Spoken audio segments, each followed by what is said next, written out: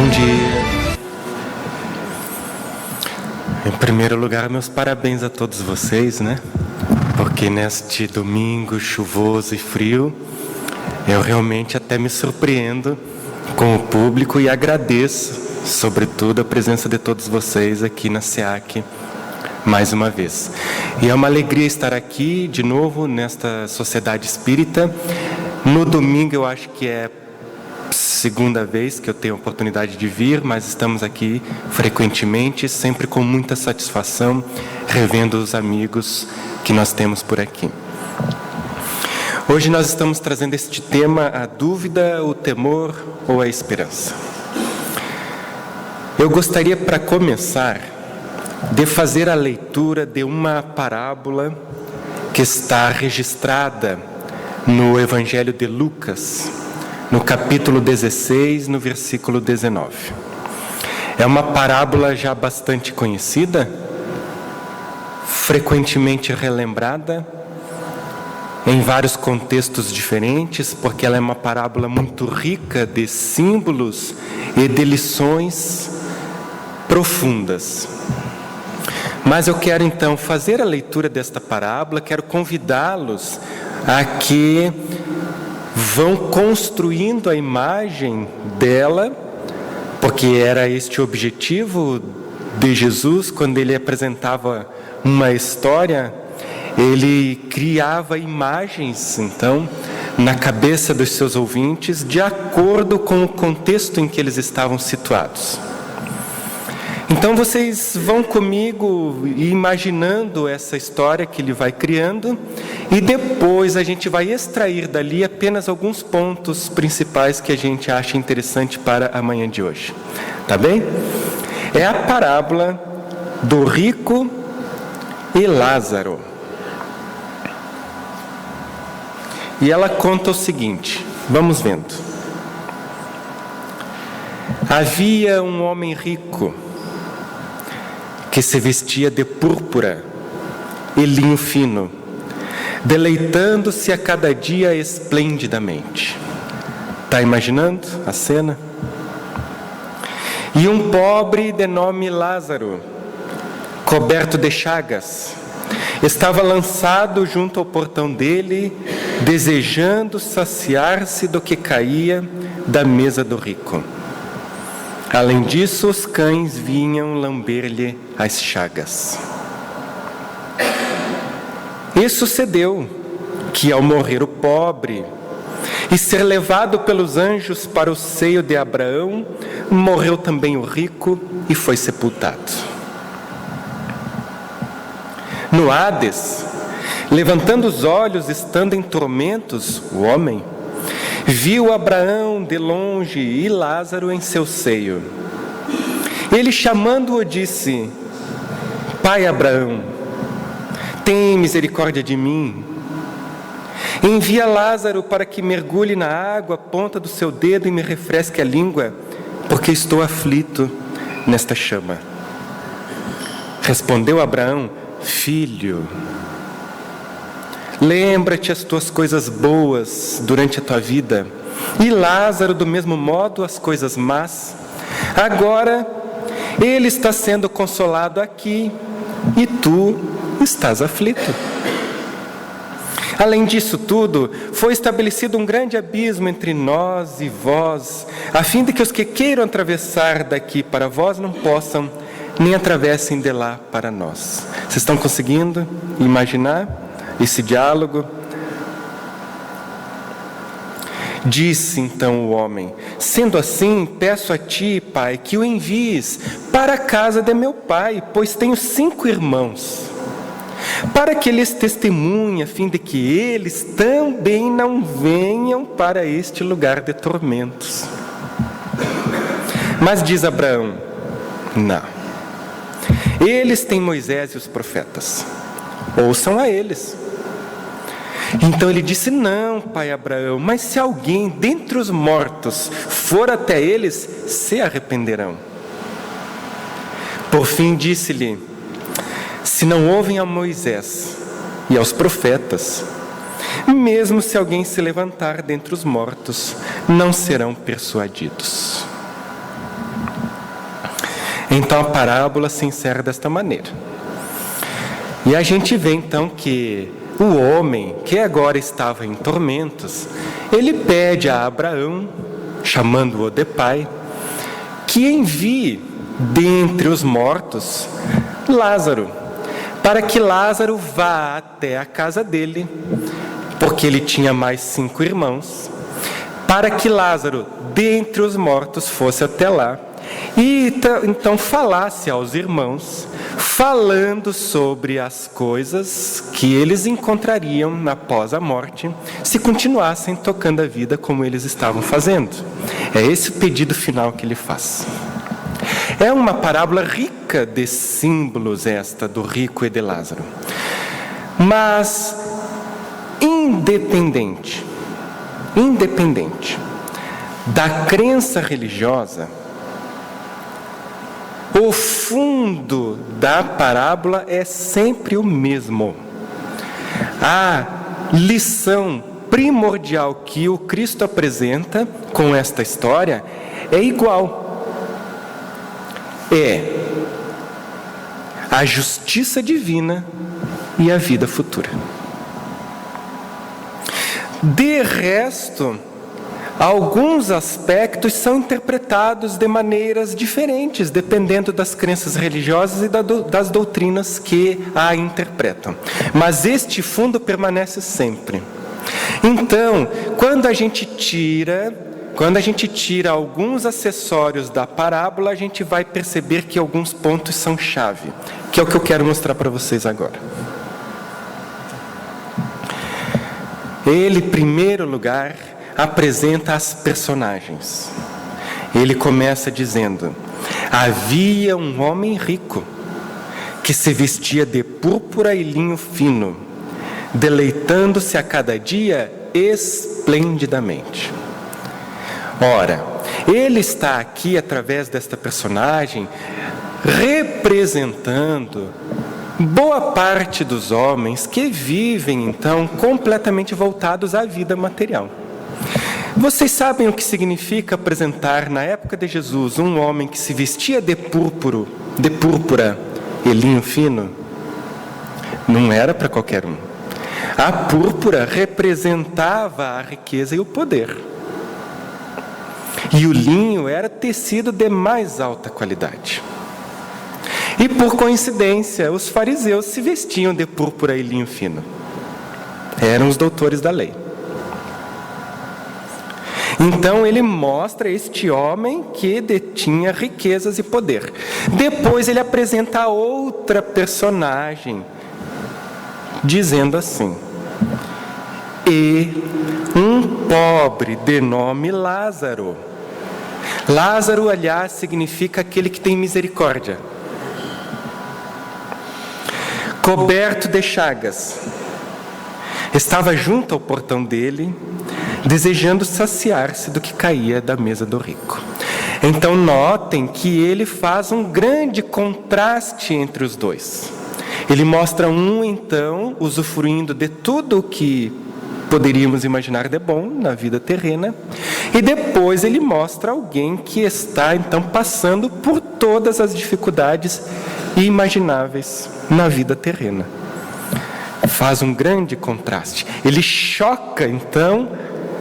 choca o seu público com essas imagens assim, bastante contrastantes. E depois, a gente vai tirar então outra parte importante da parábola, que é quando ele diz assim, Abraão fala ao homem rico que foi parar lá no mundo espiritual, passando por grandes tormentos. Pede ajuda dele e ele diz: filho, lembra-te as tuas coisas boas durante a tua vida, e Lázaro, do mesmo modo, as coisas más. Então, Jesus mostra depois a completa inversão da situação. Mas ele explica por quê. Ora, lembre de que você usufruiu de tudo e ele usufruiu de nada, e agora a situação está invertida.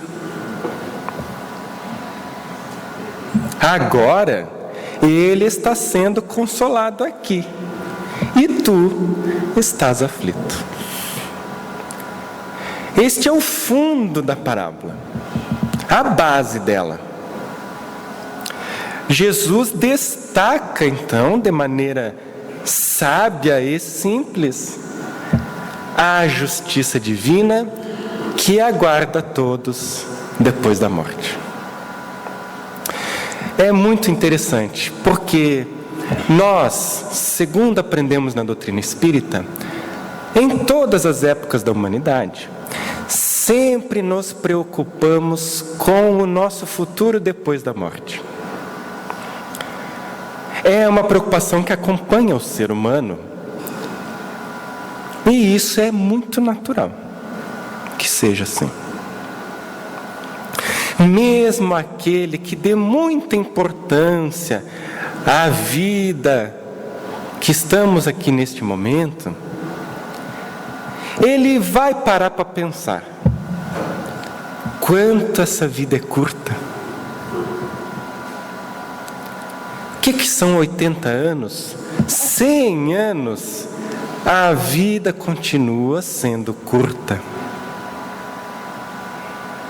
E pior do que isso, a gente não tem nenhuma certeza do dia seguinte. A todo instante, ela pode se interromper. Nós podemos sair daqui agora, da Sociedade Espírita Amor e Caridade, e num átimo de segundo, acabou. Pode ser que seja amanhã, pode ser que seja daqui a 40 anos. A gente não sabe. E é assim mesmo. Mas a gente precisa se perguntar, porque afinal de contas, acabando esta vida, o futuro que se segue não é um futuro para durar apenas alguns anos. A gente está falando, afinal de contas, da eternidade. Então, Allan Kardec, em O Livro dos Espíritos, faz a seguinte comparação. Ele diz: ora, um homem que tem que viajar para um país estrangeiro e vai passar um longo tempo lá, certamente ele se preocupa qual vai ser a situação dele lá. Como então nós não haveríamos de nos preocupar com a vida depois da morte, com o momento em que deixaremos este mundo para sempre? É natural a preocupação. E aí nós vamos pensar então, ora, o que vem depois da morte? O nada? Acabou? C'est fini. Isso não nos contenta a razão. A gente não consegue aceitar isso. E os espíritos explicam que o homem instintivamente não aceita o nada depois da morte. Sabem por quê? Porque o nada não existe. Nós trazemos então instintivamente o sentimento da vida futura, da continuidade. E sabem também por quê? A gente traz naturalmente este sentimento, esta ideia vaga de que a vida continua. É porque antes de encarnar, o espírito sabe de todas essas coisas. Então, quando a gente encarna, nós trazemos essa vaga lembrança daquilo que a gente já sabia. A gente traz essa vaga lembrança daquilo que a gente viu quando no estado espiritual. E isso fica latente na nossa cabeça, alguma coisa dizendo que não é o fim, o túmulo. Que não é o fim. Mas, quando chega este momento, o que é que a gente sente? Esta pergunta é feita por Allan Kardec na questão 961 do Livro dos Espíritos. Ele pergunta assim: qual o sentimento que domina a maioria dos homens no momento da morte? A dúvida? O temor? ou a esperança? Que pergunta intrigante, né? Que pergunta intrigante feita aos espíritos. Quando eu desencarnar, quando eu estiver naquele momento, naqueles momentos finais, quando a gente já estiver pressentindo que estamos para partir, estamos pressentindo que as forças físicas estão no fim, que tipo de sentimentos nós costumamos ter? Será que eu vou sentir dúvidas? Ai, meu Deus do céu, e agora? Será que eu vou sentir medo? Ou o meu coração ficará repleto de esperança? E os espíritos responderam. O que é que vocês acham? Se Allan Kardec estivesse perguntando para vocês, vocês responderiam o quê? Os três? Os três, muito boa a sua resposta. Vamos ver o que eles disseram então. A dúvida nos céticos empedernidos, o temor nos culpados, a esperança nos homens de bem. Simples, né? Lindo isso, não é? Mas Allan Kardec não costuma se satisfazer com a primeira resposta. Vem sempre a próxima pergunta. E na pergunta seguinte, que eu não trouxe aqui, ele faz o seguinte questionamento: mas como? Como ainda podem existir céticos, já que a alma traz a vaga lembrança da vida espiritual? Como que ele então não acredita? E sabe o que os espíritos responderam nesta pergunta? Eles disseram assim: os céticos são em número muito menor do que se imagina. Eles se fazem de espíritos fortes por orgulho, mas no momento da morte deixam de ser tão fanfarrões. Essa é a expressão que eles usam: deixam de ser tão fanfarrões. Ele tem ali, é verdade. É aquela criança mimada, meio mal educada, sabe? No momento em que a situação fica ruim, ele corre dizendo: ah, pai, eu quero colo. É mais ou menos assim. Durante a vida, ele faz e acontece. Não tem nenhuma preocupação, ou diz não ter, porque é moda também. Mas no momento em que o sino bate, ele deixa de ser assim, um fanfarrão. Mas aquele cético verdadeiro, aquele de verdade, é realmente em número muito pequeno. Com esses, nós não temos muito o que dizer. A preocupação que a gente deve ter é conosco. Sabe por quê? Porque a gente acredita em Deus. Nós acreditamos na existência da alma. E acreditamos que a vida continua. Mas o nosso comportamento é de um cético. O nosso comportamento no dia a dia é de um materialista. Eu acredito na vida futura, mas não abro mão de nada da vida material. Aí pode bater a dúvida. E o temor nos culpados. O culpado, porque cometeu graves equívocos, cometeu crimes, porque enganou, surrupiou, no momento da morte ele pressente as dificuldades, ele pressente que a consciência lhe faz grandes cobranças. Allan Kardec também se preocupou com essa questão. Ele perguntou aos espíritos, na questão 960, ele perguntou assim: e de onde que vem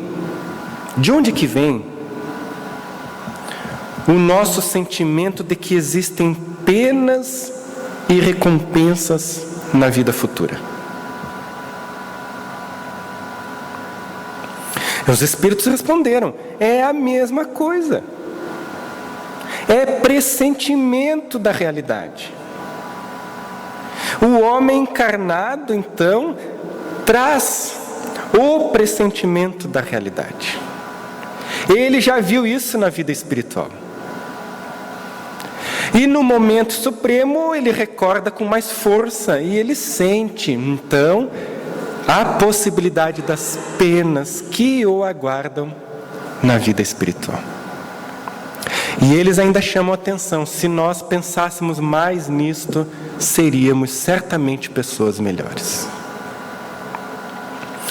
Mas a gente também se pergunta com relação àquelas pessoas que, não sendo assim as culpadas,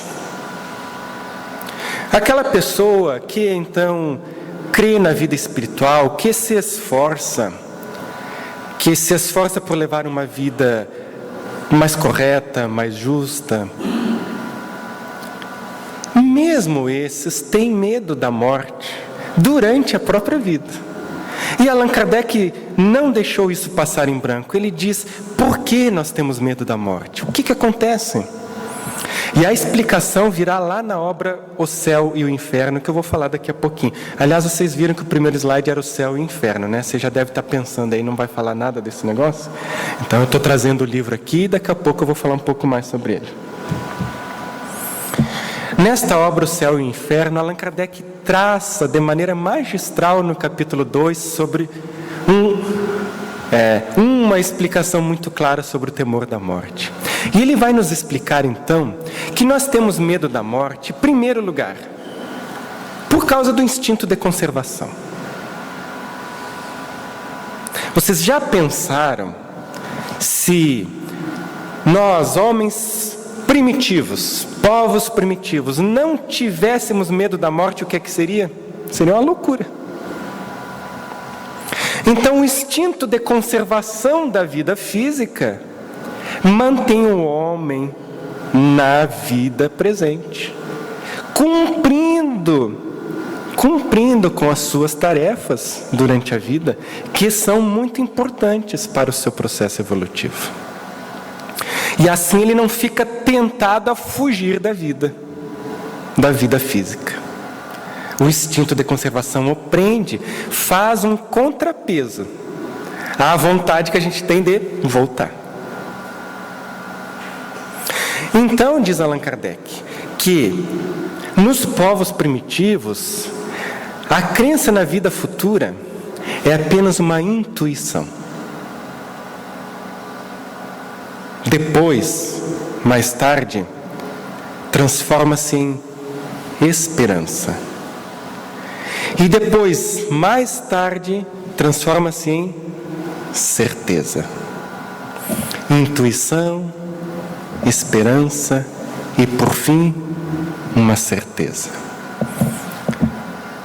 No princípio, é importante que seja só uma intuição. Mas à medida que o homem vai compreendendo melhor a vida futura, o medo da morte vai diminuindo. Vai diminuindo. Quando a certeza da vida futura está presente no homem, muda completamente o rumo das suas ideias. A maneira como ele encara a vida e as coisas se modifica por completo. A certeza de que ele vai reencontrar os amigos. A certeza de que ele vai reencontrar os entes queridos. A certeza de que a vida continua e ele continua se engrandecendo em inteligência, em perfeição. Esta certeza modifica o seu ponto de vista a respeito da vida terrena. Então, se antes o homem não tem certeza da vida futura, tudo que ele faz é pelo agora, pelo hoje, pelo agora. Quando ele passa a ter certeza da vida futura, tudo que ele faz é pelo futuro. O seu presente é pensado para o seu futuro. As coisas que ele faz agora é pensando no depois. Muda completamente o seu ponto de vista. Mas há ainda um outro motivo pelo qual a gente teme a morte. É que nós temos uma noção muito insuficiente da vida futura. A gente não tem ideia exatamente do que vem depois. Então o homem não sabe como que é estar no mundo espiritual. Ele não sabe que no mundo espiritual as relações com as pessoas são estabelecidas naturalmente. Você vai encontrar as pessoas, os afetos, os desafetos. Você vai continuar trabalhando, estudando. Então a pessoa fica esperando a morte para poder descansar, né? Já ouviram isso? Então ele vai descansar. Não vai nada. Agora é que vai trabalhar de verdade. Vai trabalhar, vai estudar, vai aprender. Isso continua. Você continua tendo um corpo, você vai olhar para si mesmo, vai dizer, meu Deus, eu tenho um corpo. Então, como a gente não tem essa noção, fica uma coisa meio indefinida. O que vem depois da morte? O que vem depois? Como é, como é que não é? Né? Então, isso também faz a gente ter um pouco de medo. Porque a gente não quer acabar, a gente não quer ser aniquilado. Mas não seremos. Há também um outro motivo para termos medo da morte. A ciência não nos diz nada. E vocês sabem por que a ciência não diz nada sobre a vida depois da morte? Porque ela não sabe. E digo mais, ela não tem obrigação de saber. Porque a ciência trata das coisas materiais. A ciência estuda as leis que regem a matéria.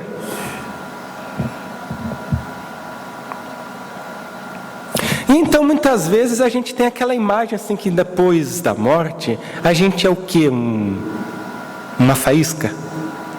A gente é uma centelha, um átomo.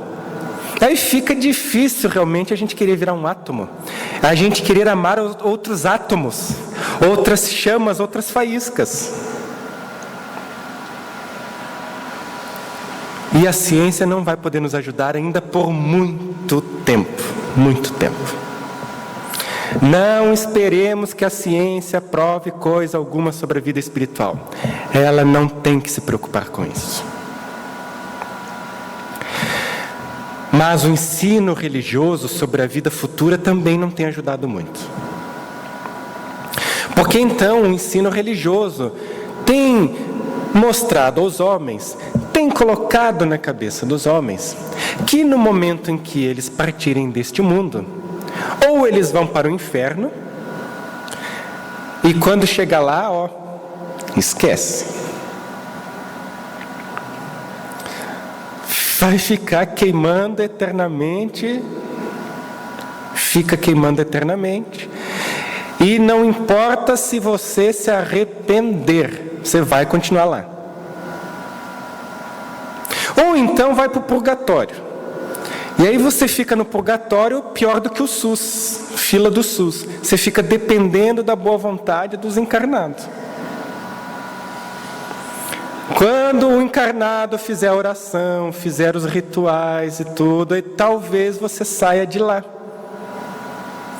Você nem tem mérito nenhum. Se alguém interceder, talvez você saia de lá. E o pior de tudo, a maioria vai estar nessa situação, ou é purgatório ou é inferno. A maioria. Aí tem alguns eleitos, pequeno grupo, que vão para o paraíso, na contemplação perpétua. E vocês já perceberam as pinturas com os anjinhos, as esculturas dos anjinhos, bochechudinhos? Eles têm tudo uma cara de entediado, porque não vai fazer nada.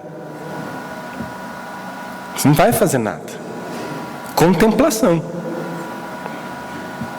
Que é melhor do que o nada depois da morte. Mas já não satisfaz a razão. Então as pessoas, quando veem este quadro pintado pelas religiões, elas também não se sentem muito seguras de que isso seja realidade. E por isso, o medo da morte. Outras coisas também nos causam muito medo. Quando a gente, por exemplo, assiste às práticas funerárias, certamente que aquilo não nos dá nenhum prazer em passar para a vida espiritual. Porque as famílias sofrem, as famílias lamentam, os amigos olham como se fosse o fim de tudo, e então lastimam a partida dele. E ficam lastimando, nossa, ele era tão jovem, ele era tão rico, ele era tão feliz. Como se na vida além túmulo ele não fosse achar muito maiores riquezas e felicidades. E oportunidades. A gente olha para aquele que está partindo como se ele estivesse realmente indo para o nada. E às vezes a gente acredita na vida futura, mas olha para ele como indo para o nada. Meu Deus, que desgraça, você foi. E isso também não ajuda. E a gente tem medo. Outra coisa também, porque a gente acha então que as práticas exteriores vão nos garantir a salvação. As religiões também não ajudam e elas incentivam isso. Ora, meu amigo, você cumpre então esse ritual uma vez por semana, você faz assim, assim, assado, fica sossegado. E vocês acham que eu estou inventando? Não. Não. Tem se ensinado assim mesmo nos dias atuais. Você faz assim, toda semana, você cumpre esse ritual, você faz isso, você contribui também um pouquinho e faz aquele outro. E aí a sua salvação está garantida. E óbvio que isso só tem dois efeitos: afastar os que não acreditam e fortalecer o egoísmo naqueles que fazem de conta que acreditam. Porque então ele não vê objetivo para a caridade, para a fraternidade. As práticas exteriores garantem o seu futuro. Por fim, nós podemos dizer também que um outro motivo bastante forte é que nos dá sempre aquela impressão de que no momento em que a pessoa morreu, que ela partiu para a vida espiritual, se ela foi para o inferno ou se ela foi para o céu, se estabelece um abismo. As nossas relações com eles se rompem definitivamente. Ficam tão distantes de nós. E aí então aquele ente querido, a gente prefere que ele fique sofrendo aqui do nosso lado do que tê-lo depois perdido, longe, distante, para sempre. E aí então nos ensinam que aquele que vai para o céu, ele esquece dos que estão na terra. Esquecem. Eu tenho escutado tanta coisa a esse respeito, que então, não, mas se o seu filho fica lá na terra sofrendo, ou se ele vai para o inferno, não, mas quando a gente chega no céu, a gente esquece tudo. Ora, isso é tão sem sentido, é uma coisa tão distante e tão fria, que não é possível que Deus tenha criado as coisas para serem assim. E se isso é ensinado para nós, desde criança, obviamente, a gente tem medo. O que é que faz então a doutrina espírita? A doutrina espírita vem nos apresentar um outro panorama. Ela nos apresenta uma outra proposta. Mas só que tem uma diferença muito importante. Allan Kardec, nesta obra O Céu e o Inferno, esta obra nasceu a partir do Livro dos Espíritos, da quarta parte, das Esperanças e Consolações. Desta quarta parte, Allan Kardec desenvolveu o tema e nasceu a obra O Céu e o Inferno, ou a Justiça Divina segundo o Espiritismo. Ele destaca no capítulo 7 que a diferença principal, primordial, é que a doutrina espírita não apresenta a vida depois da morte como uma teoria simplesmente imaginada. Aquilo que a doutrina espírita apresenta é fruto da observação dos fatos. Não foi Allan Kardec que sentou lá à sua mesa no gabinete e resolveu escrever como que é depois da morte. Não. São as próprias almas, os espíritos que viveram na Terra e que agora no mundo espiritual voltaram para contar aquilo que elas encontraram e aquilo que elas vivem na vida espiritual. E aí eu sempre escutava aquele ditado, né? E a vida depois da morte, mas ninguém voltou de lá para contar como é que é. E eu fiquei tão feliz quando descobri que milhares já voltaram de lá para contar como é que é. O problema é que nós não temos aqueles olhos de ver, os ouvidos de ouvir, mas eles já voltaram e contaram. E eles têm medo de ir aonde eles ouvem falar. Exatamente, tem medo de ir aonde eles ouvem falar. Então, Allan Kardec, nesta obra magnífica que está completando este ano 150 anos, em 1º de agosto, 150 anos. Este livro é divididinho em 2 partes. Na primeira parte, ele apresenta a doutrina. E na segunda parte, ele apresenta os exemplos. São mais de 60 espíritos que ele selecionou com diversas comunicações e colocou aqui no livro. 60 espíritos. Vocês acham que é pouco? É bastante, gente. 60 virem te contar como é que é do outro lado? Quem acha que é pouco, levanta a mão. Quem acha que está bom, levanta a mão. 60, dá para ter uma ideia? Dá, né? 60 ele colocou aqui.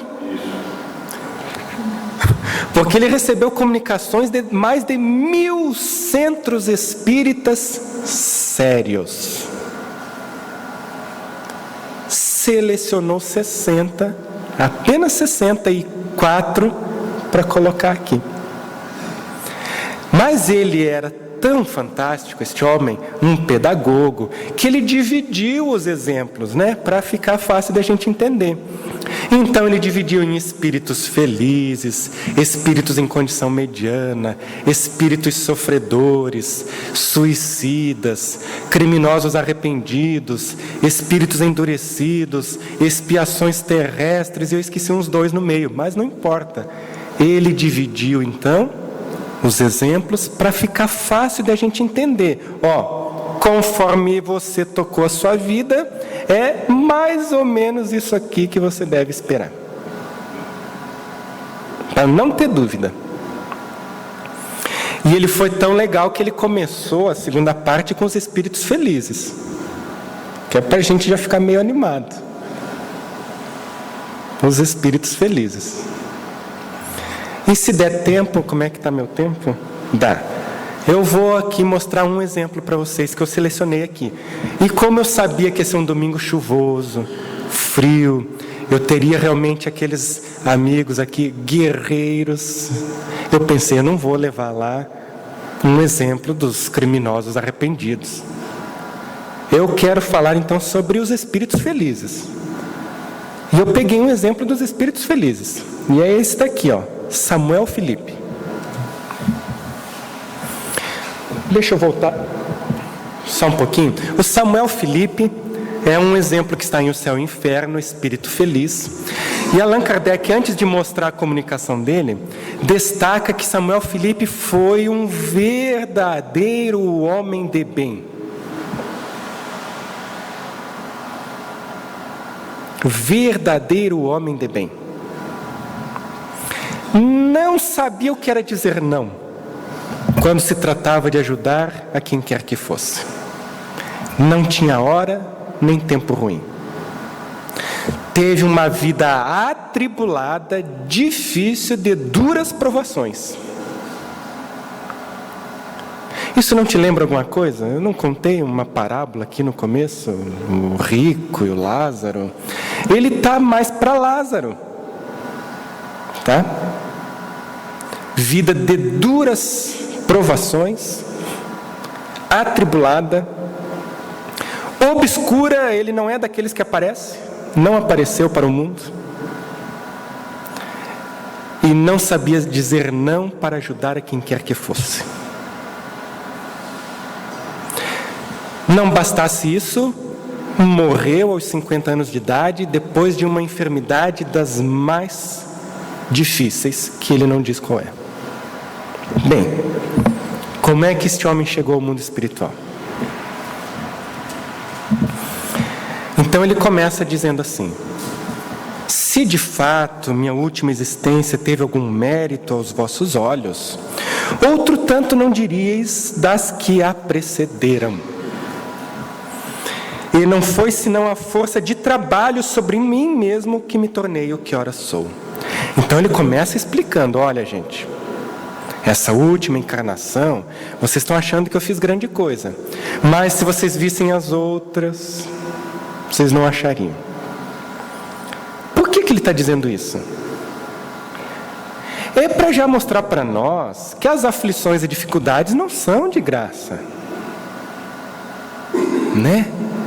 As outras encarnações dele não foram tão boas assim. E ele veio colhendo, nesta última existência, certamente, muito daquilo que ele plantou. E ele está dizendo, então, que foi necessário muito trabalho sobre ele mesmo para ser o que é agora. Deu para captar aí a ideia? Que o negócio exige trabalho? Muito bem. Depois ele continua. Gente, isso aqui é fantástico. Eu confesso para vocês que nas primeiras vezes eu ainda me emocionava lendo. Ó vós que me fizestes padecer na terra, que fostes cruéis e malévolos para comigo, que me humilhastes e afligistes. Vós, cuja má-fé tantas vezes me acarretou duras privações, não somente vos perdoo, mas até vos agradeço. Isto é a mensagem de um espírito feliz na vida espiritual. Ele agradece a todos os que o afligiram, que foram maledicentes com ele, que foram cruéis com ele, que humilharam a ele, que fizeram ele padecer na terra. Você já está pronto para fazer isso? Quando chegar a tua vez? Você precisa esperar chegar a tua vez para começar a fazer isso? Esse é o preço. Esse que é o problema, é que o preço a gente tem que estar disposto a pagar.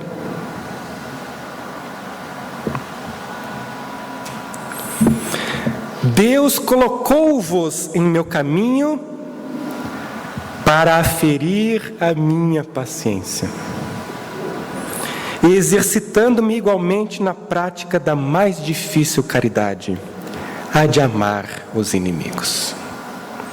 Ele reconhece então que tudo que passou, todas as aflições, tudo que ele diz depois, mais à frente na sua comunicação, que ele sofreu muita maledicência também.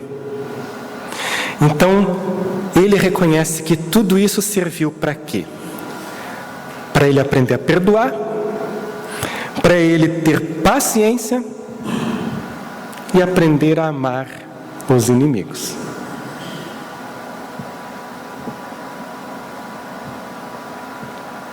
Não é fantástico isso?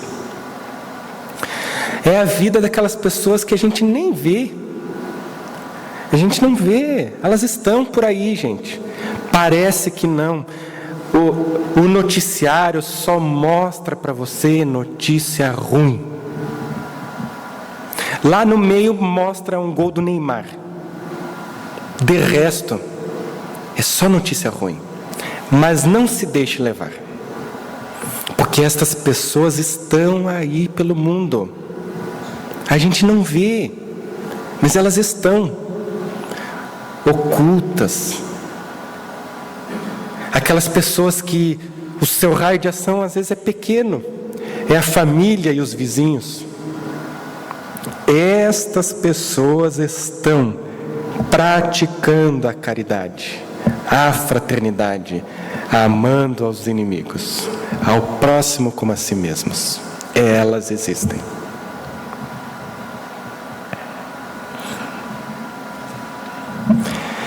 E aí sobre a desencarnação, depois que ele fala isso, ele então vai dizer como é que foi o seu momento da morte.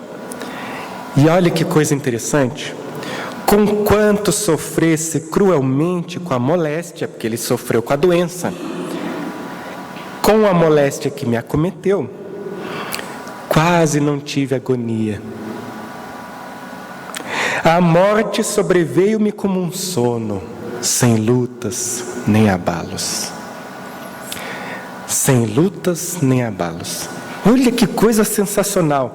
Quer dizer, a doença estava judiando do corpo. A doença estava judiando do corpo. Porque é claro que a gente já sabe agora, né? Porque a gente é espírita, que não vai ter lá os problemas, as artrites, artroses e as doenças que vierem, as que forem, que tiverem que vir. Aí vai doer, tá? Igualzinho para todo mundo. Mas apesar da doença, ele diz, a morte veio sem agonia, sem luta, sem dores. Isso é sensacional.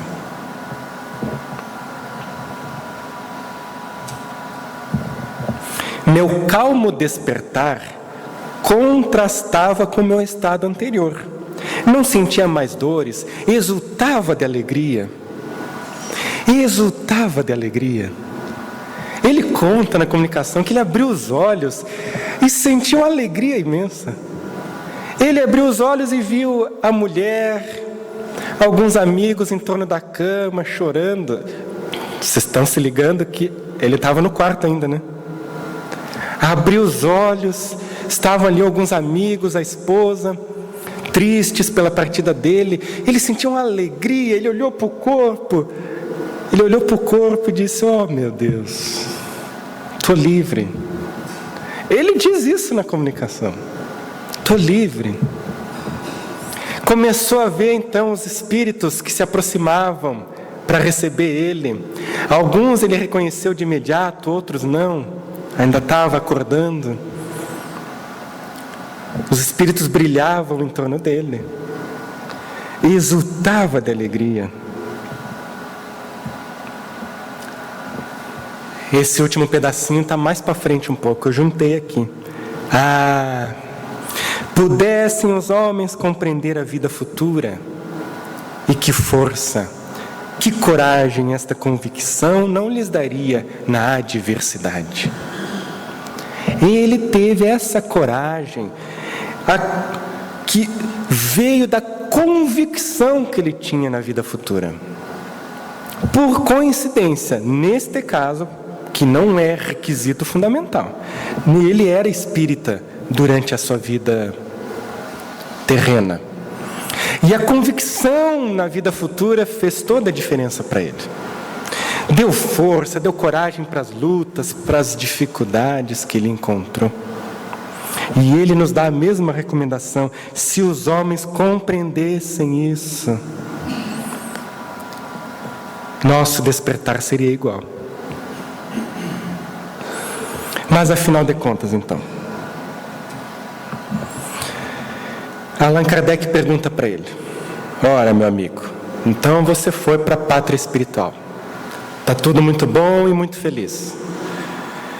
Esse mundo tão novo, comparado ao qual o nosso nada vale, bem como os numerosos amigos que reencontrastes nele, fizeram-vos esquecer a família e os amigos encarnados?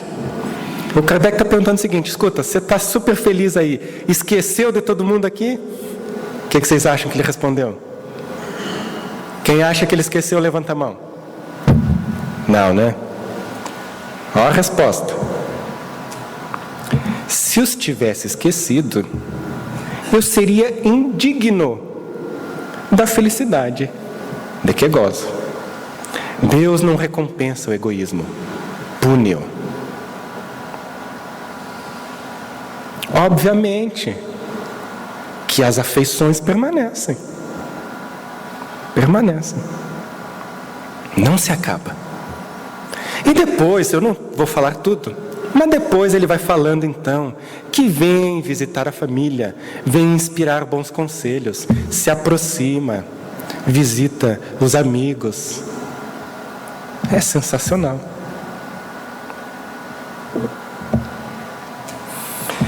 A dúvida, o temor ou a esperança? O que vocês escolhem?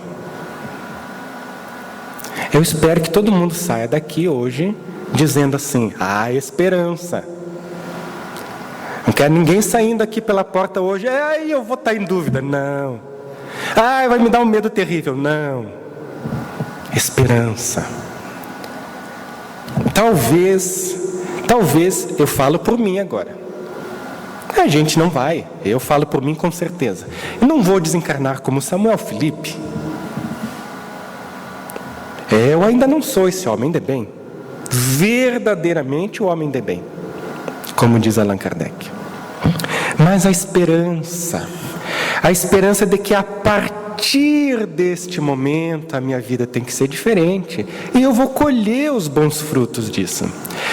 O que você fez no passado, o que você não conhecia antes de conhecer o Espiritismo, paciência, já foi, ficou. Tome as experiências, tome o aprendizado. A gente recomeça agora, novo ponto de partida. Porque se Jesus apresenta a justiça divina, apresenta a vida futura, ele nunca deixou de falar da misericórdia do Pai. Ele sempre deixou claro que as oportunidades nunca faltarão. E ele fez questão de dizer que ele é o bom pastor.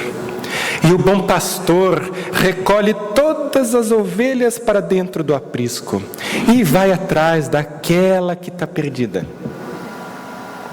E quando ele a encontra, ele se sente muito feliz. Ele é o bom pastor. Nós somos as suas ovelhas, o seu rebanho. Nenhum de nós ficará apartado do rebanho do Cristo. Então, ao sair pela porta, levamos a esperança. A esperança de que a partir deste momento eu estou fazendo uma vida diferente.